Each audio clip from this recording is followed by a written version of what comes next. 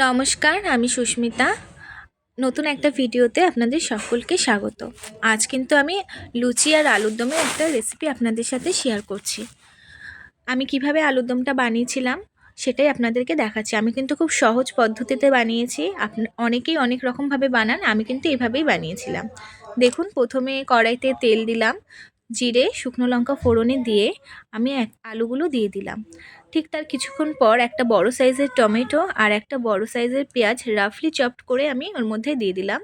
তারপর ঢেকে দিয়েছিলাম। এবার ভাজা ভাজা হওয়ার পর যে মশলাগুলো আপনি দেখতে পাচ্ছেন সেগুলোই আমি ফাইন পেস্ট করে শিলপাটায় বেটেছিলাম আমি, ওটাকে দিয়ে ভালো করে কষাতে থাকলাম।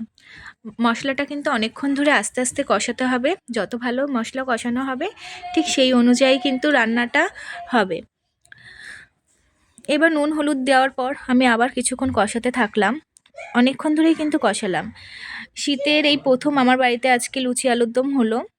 আর যে কতবার করতে হবে জানা নেই, কারণ আমার ছেলে ভীষণ পছন্দ করে এই ধরনের খাবারগুলো। এবার কিন্তু আমি মটরশুঁটি ওর মধ্যে অ্যাড করলাম। তারপর ভালো করে কষিয়ে জল ঢেলে দিলাম।